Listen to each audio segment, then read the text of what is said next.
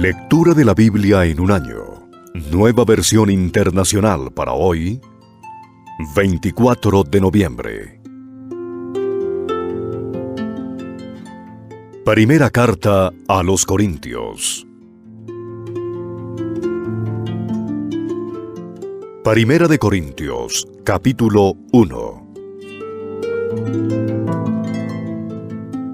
Pablo, llamado por la voluntad de Dios a ser apóstol de Cristo Jesús, y nuestro hermano Sóstenes, a la iglesia de Dios que está en Corinto, a los que han sido santificados en Cristo Jesús y llamados a ser su santo pueblo, junto con todos los que en todas partes invocan el nombre de nuestro Señor Jesucristo, Señor de ellos y de nosotros.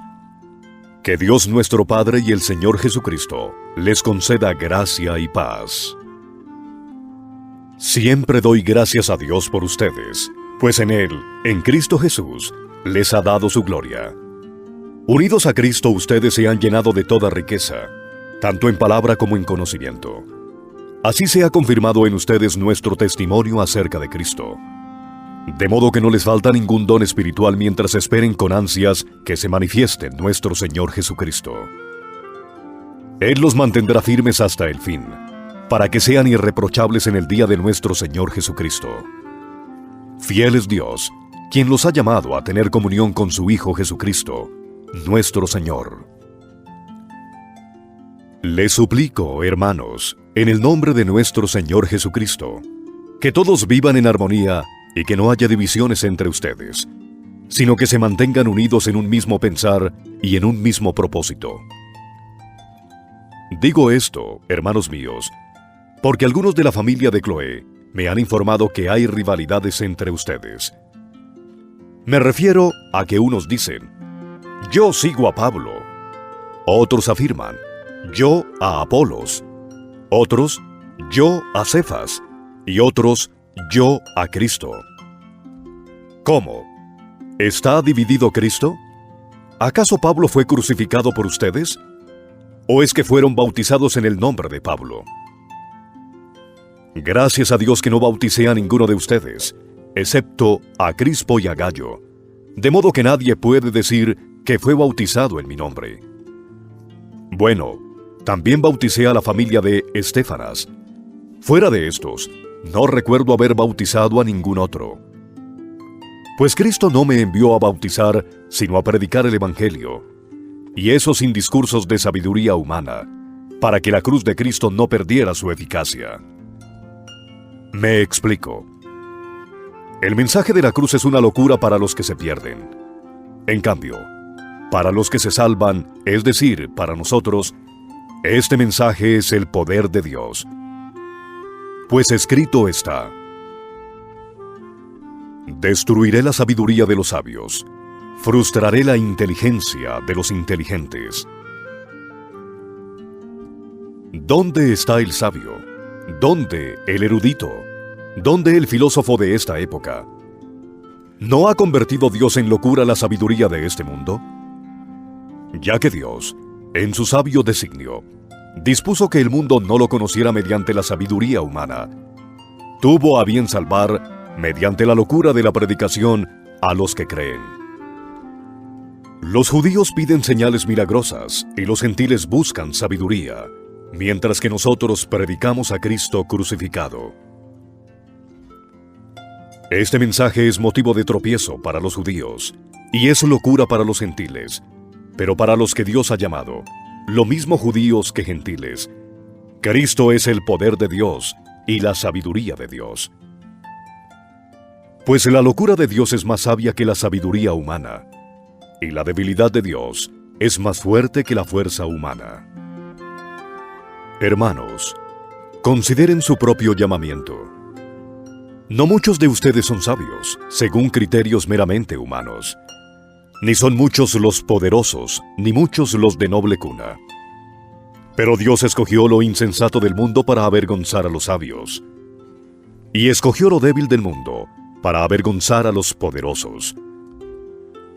También escogió Dios lo más bajo y despreciado, y lo que no es nada, para anular lo que es, a fin de que en su presencia nadie pueda jactarse.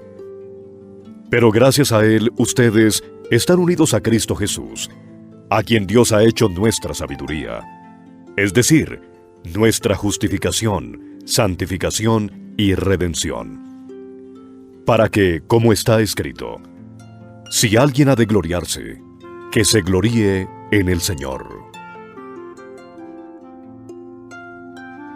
Primera de Corintios, capítulo 2. Yo mismo, hermanos, cuando fui a anunciarles el testimonio de Dios, no lo hice con gran elocuencia y sabiduría. Me propuse más bien, estando entre ustedes, no saber de cosa alguna, excepto de Jesucristo y de este crucificado. Es más, me presenté ante ustedes con tanta debilidad que temblaba de miedo. No les hablé ni les prediqué con palabras sabias y elocuentes, sino con demostración del poder del Espíritu, para que la fe de ustedes no dependiera de la sabiduría humana, sino del poder de Dios. En cambio, hablamos con sabiduría entre los que han alcanzado madurez, pero no con la sabiduría de este mundo, ni con la de sus gobernantes, los cuales terminarán en nada. Más bien, exponemos el misterio de la sabiduría de Dios, una sabiduría que ha estado escondida y que Dios había destinado para nuestra gloria desde la eternidad. Ninguno de los gobernantes de este mundo la entendió, porque de haberla entendido no habrían crucificado al Señor de la gloria. Sin embargo, como está escrito, ningún ojo ha visto, ningún oído ha escuchado, ninguna mente humana ha concebido lo que Dios ha preparado para quienes lo aman. Ahora bien, Dios nos ha revelado esto por medio de su Espíritu, pues el Espíritu lo examina todo, hasta las profundidades de Dios. En efecto, ¿quién conoce los pensamientos del ser humano sino su propio espíritu que está en él? Asimismo, nadie conoce los pensamientos de Dios sino el Espíritu de Dios. Nosotros no hemos recibido el espíritu del mundo, sino el Espíritu que procede de Dios, para que entendamos lo que por su gracia Él nos ha concedido. Esto es precisamente de lo que hablamos, no con las palabras que enseña la sabiduría humana, sino con las que enseña el Espíritu, de modo que expresemos verdades espirituales en términos espirituales. El que no tiene el Espíritu no acepta lo que procede del Espíritu de Dios, pues para él es locura. No puede entenderlo, porque hay que discernirlo espiritualmente. En cambio, el que es espiritual lo juzga todo, aunque él mismo no está sujeto al juicio de nadie, porque ¿quién ha conocido la mente del Señor para que pueda instruirlo? Nosotros, por nuestra parte, tenemos la mente de Cristo. Primera de Corintios, capítulo 3. Yo, hermanos, no pude dirigirme a ustedes como a espirituales, sino como a inmaduros, apenas niños en Cristo. Les di leche porque no podían asimilar alimento sólido, ni pueden todavía, pues aún son inmaduros.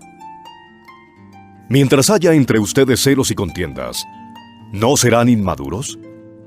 ¿Acaso no se están comportando según criterios meramente humanos? Cuando uno afirma, yo sigo a Pablo, y otro, yo sigo a Apolos, ¿no es porque están actuando con criterios humanos?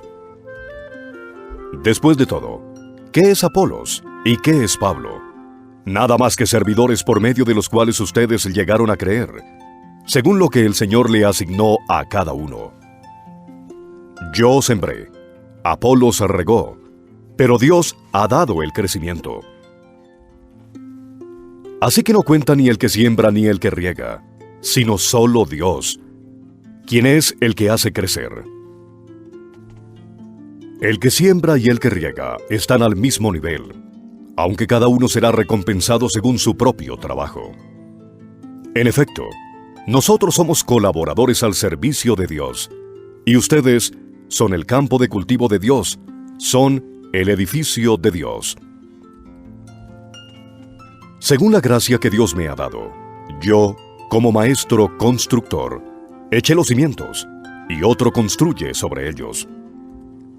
Pero cada uno tenga cuidado de cómo construye, porque nadie puede poner un fundamento diferente del que ya está puesto, que es Jesucristo.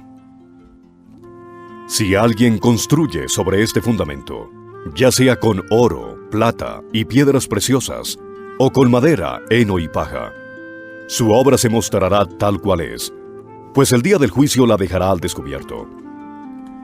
El fuego la dará a conocer, y pondrá a prueba la calidad del trabajo de cada uno. Si lo que alguien ha construido permanece, recibirá su recompensa, pero si su obra es consumida por las llamas, él sufrirá pérdida. Será salvo, pero como quien pasa por el fuego. ¿No saben que ustedes son el templo de Dios y que el Espíritu de Dios habita en ustedes? Si alguno destruye el templo de Dios, él mismo será destruido por Dios, porque el templo de Dios es sagrado, y ustedes son ese templo. Que nadie se engañe. Si alguno de ustedes se cree sabio según las normas de esta época, hágase ignorante para así llegar a ser sabio. Porque a los ojos de Dios la sabiduría de este mundo es locura. Como está escrito: Él atrapa a los sabios en su propia astucia. Y también dice: El Señor conoce los pensamientos de los sabios y sabe que son absurdos. Por lo tanto, que nadie base su orgullo en el hombre.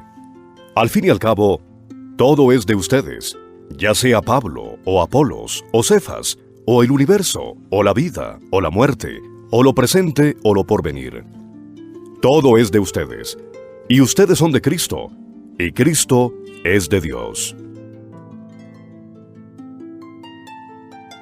Primera de Corintios, capítulo 4. Que todos nos consideren servidores de Cristo, encargados de administrar los misterios de Dios. Ahora bien, a los que reciben un encargo se les exige que demuestren ser dignos de confianza. Por mi parte, muy poco me preocupa que me juzguen ustedes o cualquier tribunal humano. Es más, ni siquiera me juzgo a mí mismo. Porque aunque la conciencia no me remuerde, no por eso quedo absuelto. El que me juzga es el Señor. Por lo tanto, no juzguen nada antes de tiempo. Esperen hasta que venga el Señor. Él sacará a la luz lo que está oculto en la oscuridad y pondrá al descubierto las intenciones de cada corazón. Entonces cada uno recibirá de Dios la alabanza que le corresponda. Hermanos, todo esto lo he aplicado a Apolos y a mí mismo, para beneficio de ustedes, con el fin de que aprendan de nosotros aquello de no ir más allá de lo que está escrito. Así ninguno de ustedes podrá engreírse de haber favorecido al uno en perjuicio del otro. ¿Quién te distingue de los demás? ¿Qué tienes que no hayas recibido? Y si lo recibiste, ¿por qué presumes, como si no te lo hubieran dado? Ya tienen todo lo que desean, ya se han enriquecido, han llegado a ser reyes, y eso sin nosotros. Ojalá fueran de veras reyes para que también nosotros reináramos con ustedes. Por lo que veo, a nosotros los apóstoles Dios nos ha hecho desfilar en el último lugar, como a los sentenciados a muerte. Hemos llegado a ser un espectáculo para todo el universo, tanto para los ángeles como para los hombres. Por causa de Cristo, nosotros somos los ignorantes, ustedes en Cristo son los inteligentes. Los débiles somos nosotros, los fuertes son ustedes. A ustedes se les estima, a nosotros se nos desprecia. Hasta el momento pasamos hambre, tenemos sed, nos falta ropa, se nos maltrata, no tenemos dónde vivir. Con estas manos nos matamos trabajando. Si nos maldicen, bendecimos. Si nos persiguen, los soportamos. Si nos calumnian, los tratamos con gentileza. Se nos considera la escoria de la tierra, la basura del mundo, y así hasta el día de hoy.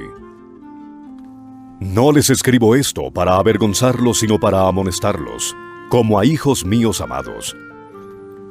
De hecho, Aunque tuvieran ustedes miles de tutores en Cristo, padres sí que no tienen muchos. Porque mediante el Evangelio yo fui el Padre que los engendró en Cristo Jesús. Por tanto, les ruego que sigan mi ejemplo. Con este propósito les envié a Timoteo, mi amado y fiel hijo en el Señor. Él les recordará mi manera de comportarme en Cristo Jesús, como enseño por todas partes y en todas las iglesias.